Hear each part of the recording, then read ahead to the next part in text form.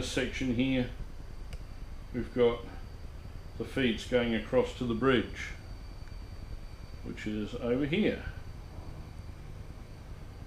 So we'll go down here now and open up the bridge.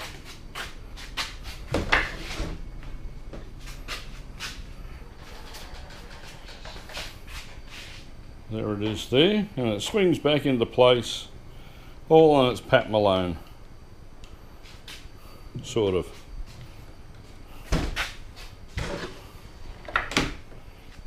And it's all done with magnets. It's the workbench over the back there with mission control with PC and internet connection. There'll also be another PC over here which will be running the JMRI, which will be running on the layout. And a quick look around.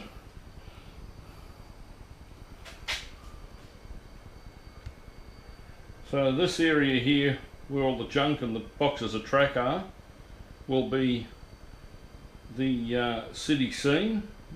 There'll be a double main line that will come over here, and we're going to try and replicate the viaduct on the corner of Spencer and Flinders Street.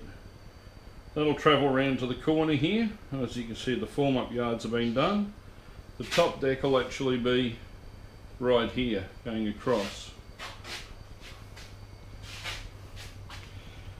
As you can see, the storage yards have been done. I think that when we measured them, they're 13 metres is the longest one. It's divided into 4 sections. So you'll have a number of blocks here. So we can have large trains occupying 1 or 2 blocks, or we could have smaller trains in each separate block. All the switch machines are mounted on the top because, as I said, this is a hidden staging, and that way we don't have to get underneath the layout to get to anything. As you can see, all the track is laid on track right, so that means everything will be nice and quiet when it's running through the yards here. So here we have the first control panel, which has got a PM42, a couple of hex frog juices, a BDL168, a DS64 and a DAT20, so we can do 12 switch machines from down here, and over at panel 2 we can do the remaining switch machines. As you can see, everything has been numbered, and the numbering stands for, so that's stationary decoder 2, and it does switches 5 to 12. So hopefully it'll make fault finding a lot easier when we get to running. Been making a panel in Panel Pro, so they're operating all the switches at the moment. Everything's assigned, and of course the system will be running on a Digitrax DCC system, and that's the first booster there. Eventually this rack here will have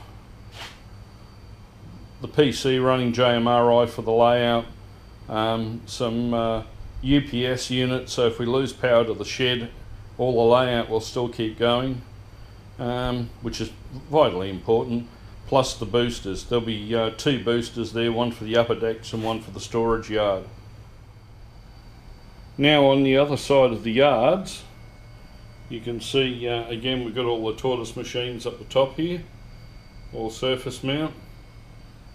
And this is panel number 2, which comprises of 2 Digitrax DS64s and 2 hex frog juicers to do all the frogs in the area. Also in the storage yard under the layout there's a double crossover, so we can go from the yard lead tracks into the ramp lead tracks, which will take us up to the next deck. There's no helix or anything in the layout, so everything is done by these risers, which you can see above here, which haven't had track put on them yet, but that'll be the riser bringing it up from the form-up yard to the deck 1 of the layout.